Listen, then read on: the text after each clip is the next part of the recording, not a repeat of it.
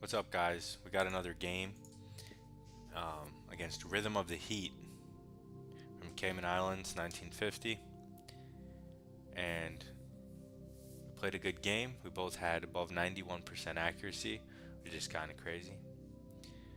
It was a long game. You could see by the graph that White had a completely winning advantage at some point, and then it was just a long draw, hard-fought draw after that in a queen battle. Yeah, at some point I played g5 and completely destroyed my entire position, but I came back with a nice swindle. So let's go through the game.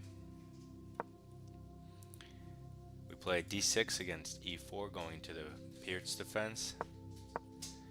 Now we play knight f6 to contest the center.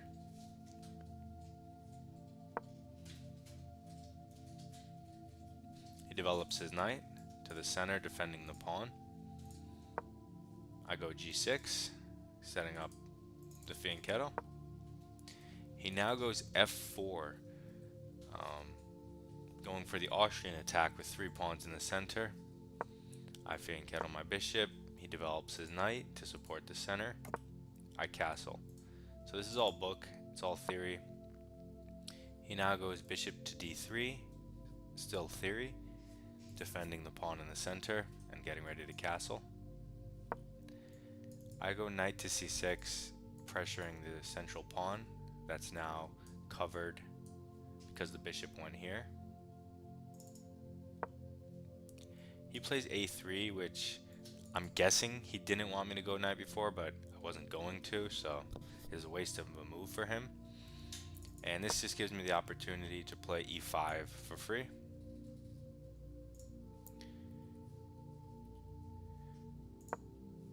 So now he pushes and hits my knight.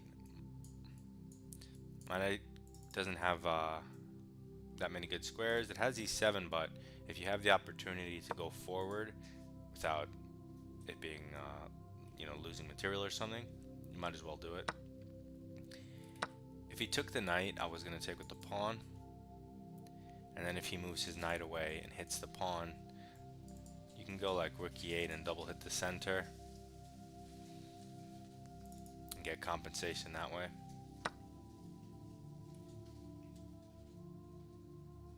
So just to show you,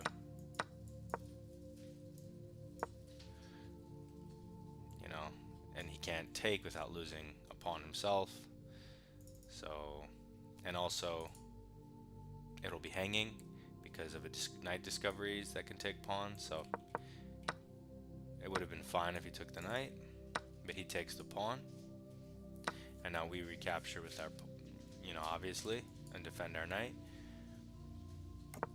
Now he just castles, and because I have this opportunity, I'm going to play bishop to g4, pinning the knight to the queen and developing my bishop. Now he develops his bishop to this weak diagonal, so it's covered, and he pressures my knight another time. I don't have to respond because his knight's pinned, so it's really only hit once. So you could play something like c6 and open up the position, which would be nice for you. Instead I take his knight because I know he's not going to take with one of these pieces. He's going to have to take with the pawn, and I thought maybe this would be weird for his king. I wasn't exactly sure what I was going to do with it, but I did know I was going to go bishop h3 with tempo. I probably could have gone back as well, but I figured why not do this. He has to move his rook so he doesn't lose it. And now I jump my knight out to h5, opens up my queen, opens up f5 push, and looks at the f4 square for my knight. So I thought, hey, how bad can this be? He retreats his bishop, trying to cover some squares around his king, and removing his bishop, which was staring into pawns to begin with. I guess if I moved my bishop, he actually doesn't have good squares to go to. So maybe I should have just retreated my bishop. Although then he could have gone here and tried to force it. But I left it here. And I went queen d7 saying, okay, if you want to take me, fine, but I'm going to get my queen in by your king. So he moves his king out of the way, creating space for something, but nothing can go there, so I guess he just felt like it's safer there. And now I jump my knight into f4, saying if you want to get rid of it, you have to give me your dark square bishop and open up this diagonal for me.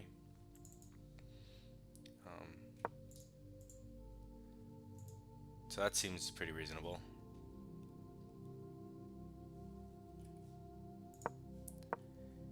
He retreats his knight to contest my knight a second time.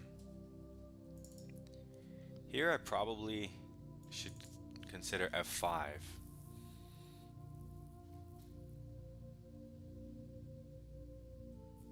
Even though this is hit twice, like if he takes the bishop, you take with the knight, you're fine. And if he takes the knight, you take back, he takes back, you take his pawn, opening up the attack. So I guess f5 was one way to resolve this. Another way is just moving your knight out of there and just trying to control the square instead of occupy it. A third way is to clearance trade, which I've never heard that term, but that's what this is. You trade. Maybe he takes whatever with the queen or whatever, just to open up that square for the knight, which is defended. That's interesting, but I don't know how safe then. I guess he can't add pressure, so. But instead, I defend this square. I thought to myself, I thought backwards. I said, okay, my bishop's staring into a pawn that's closed. Let me go here and get rid of it for, this is his good bishop. But what I didn't realize is that if I just left it here, whenever he takes, I'm going to open up this diagonal. So I don't want to trade it, I want to leave it here. But in my head I was thinking, oh, I don't want to lose a pawn for it, so let me not lose a pawn for it. And I didn't realize f5 is an indirect way to defend that pawn, or I would have played f5. So bishop h6 defending the square. But yeah, giving up your bishop is not ideal. So he takes. I have to recapture. I do this because if I take with the pawn, then my bishop, I guess you could redirect it, which would be funny, but this seemed like a decent move. He captured my bishop. I took back because I have to. And now he moves his queen up, attacking the pawn. It makes sense. It's hard for me to defend, and I could maybe. I feel like this walks into. Oh no, that's why I didn't do it. Yeah, I can't go queen d6 because the bishop hangs. Maybe I could trade the bishops and go queen d6, but after he puts a rook here, threatening to push, cutting off the connection. I don't know. Maybe this pawn's hanging. I don't know. It looked sketchy either way. So basically, I should let this pawn go, but I didn't want to. I wanted to hold on to it. I wanted to keep his pawn on f3 and his rook like that, but it doesn't work. It just doesn't work. And so here, I played g5, and this is just losing basically. Because he takes my bishop, my queen has to take. Only move, throw a rook, but obvious move, throw a rook, hit an undefended pawn, and my king is in the way, so even if I defend the pawn, the queen can still take this pawn because this one's pinned. But still, for whatever reason, I did not want to lose this f4 pawn. I thought it was important to keep this pawn chain in check. Obviously, g5 is just kind of reckless, but and unprincipled. But I thought this pawn was important. I guess I could have given it away at any moment by throwing one of my rooks on the files and just getting activity with my queen down a pawn. I mean, it's just a draw that I'd be going for, but it's better than losing, I guess. So now I realize my mistake. It's not like it was hard to calculate. It was only, one move.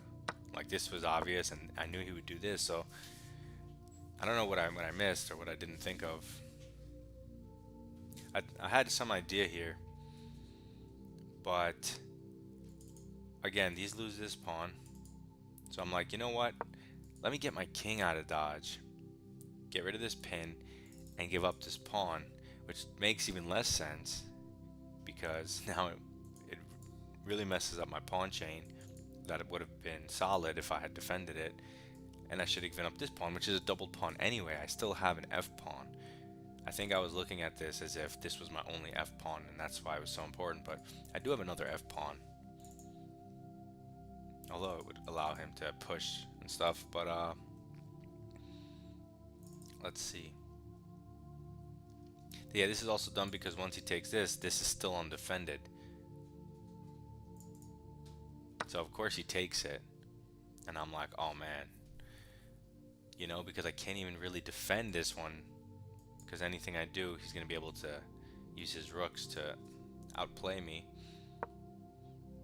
So I play f6, kick his rook somewhere. Of course it goes to a defended square where it hits the pawn, and there's nothing I can do about it.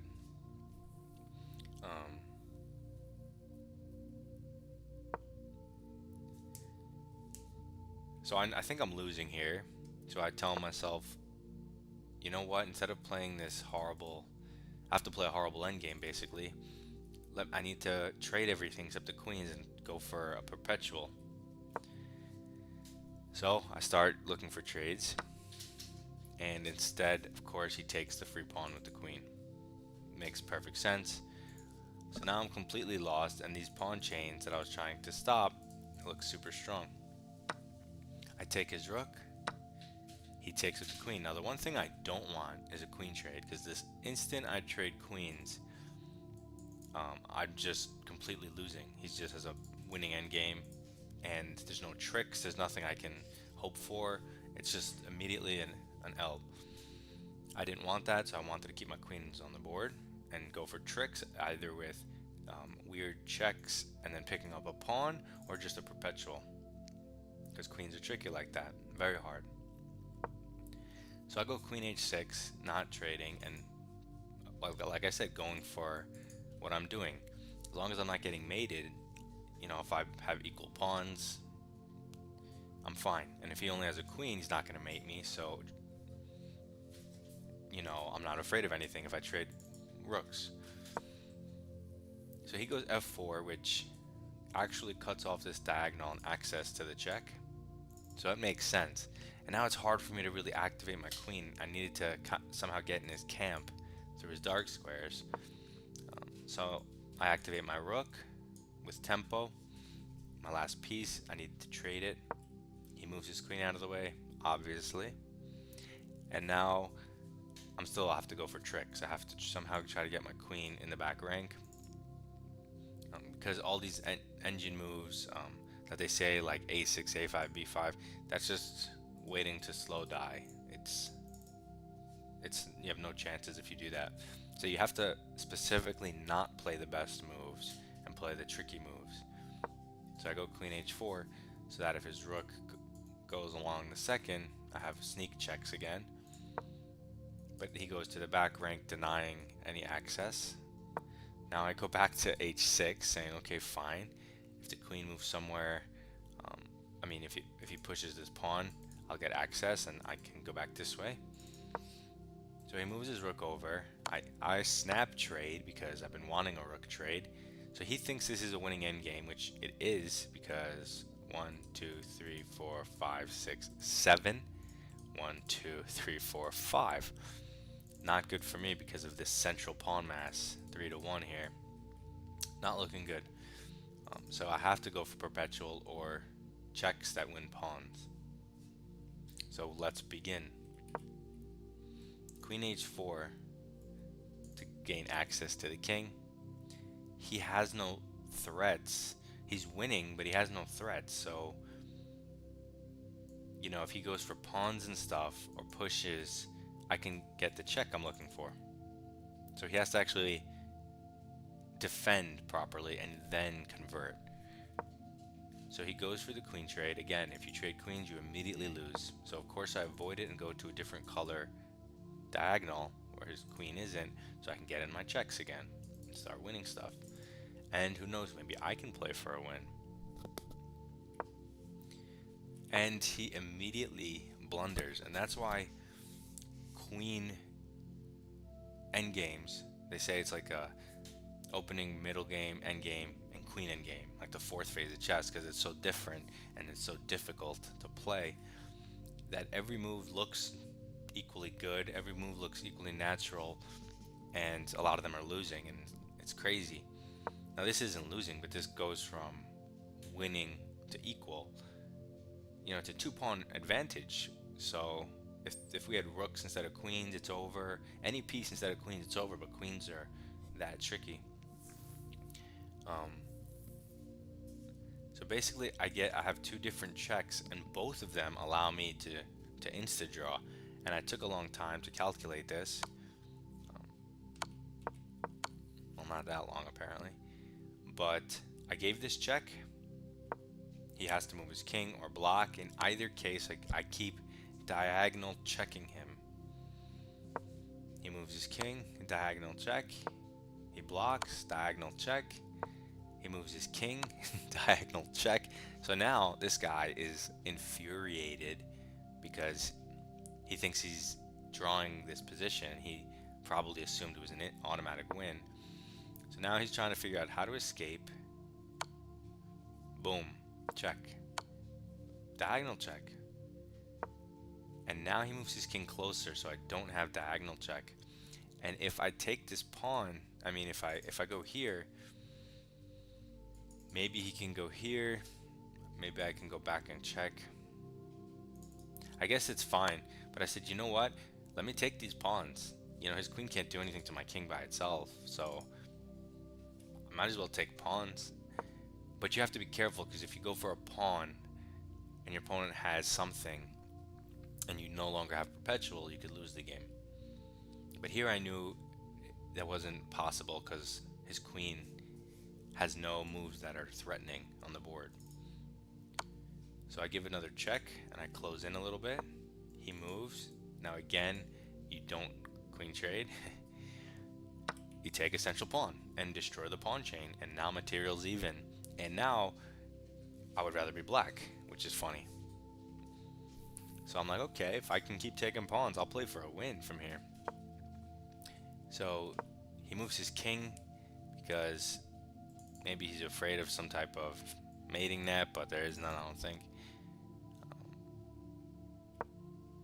Also, maybe he's setting up a weird checkmate by walking his king. I think that's also what he's doing. But now it gives me another pawn with check. And now all of a sudden I'm ahead on material. But he's doing this because he thinks I can't defend this. He goes here threatening mate in 1. So I only have a couple moves that defend this square. So I have to make sure not to go pawn hunting, not to run my passed pawns.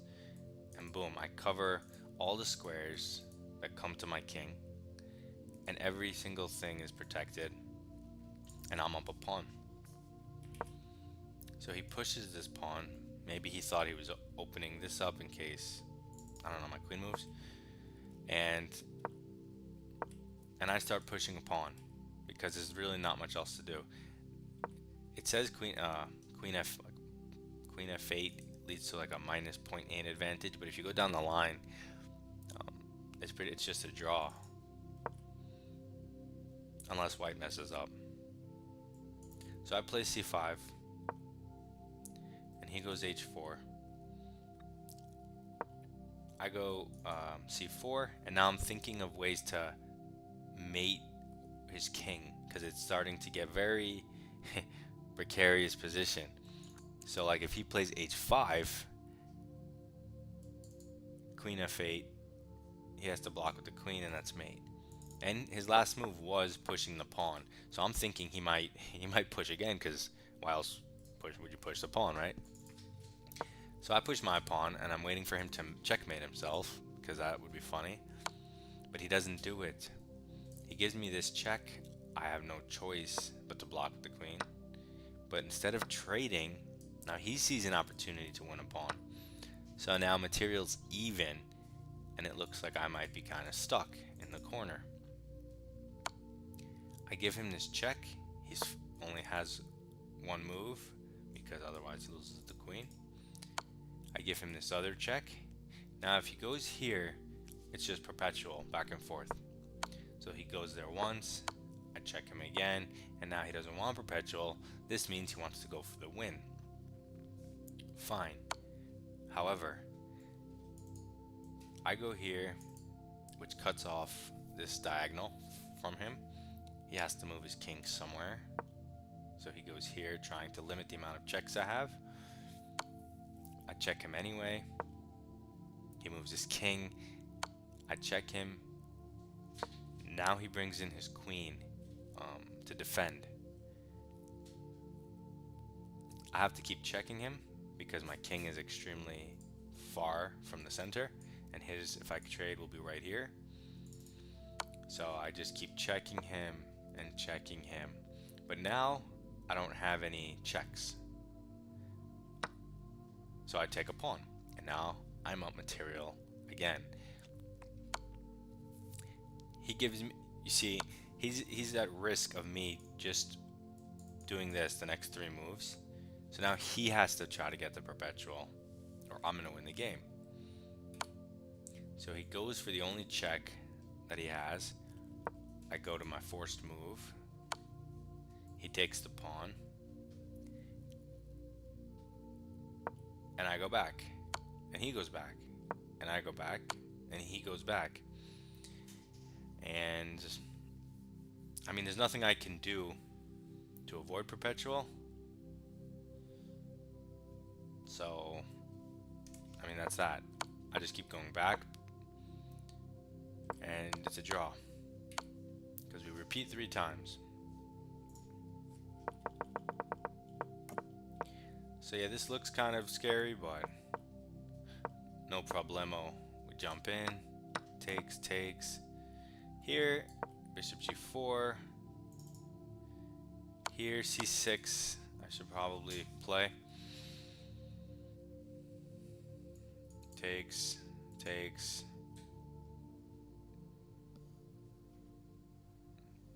Something. Okay, we do this instead. This is fine. This is fine. This is fine. F5. F5 is the other move. If anything, this is the move. I'm forgetting c6. Yeah, f5 would have been a much smoother game. And definitely, and this was the actual mistake of the game. Everything else was kind of acceptable to a point. But I need... So let's say I trade. Do I not want my queen on h3? If I could. I guess all it's doing is tying down, because he's never going to take. And so my queen is just tied down to this bishop. So if we release it, and now we try to defend this pawn, you can only do it through queen d6. But what's wrong with queen d6? If he tries to do this and push, you can then blockade. I didn't see the blockade. And this would have been fine.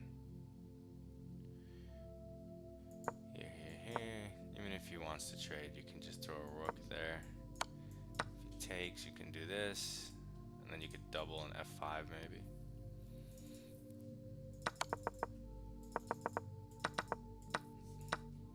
Okay, yeah, so yeah, g5 is absolutely batshit crazy, because takes, rook over is just an obvious win. Obvious win, because these don't work. And not all the moves that you would want to make lose a pawn. So yeah, that was just obvious win. If you can do g5, h6 in one turn, and then he goes here, then you're fine.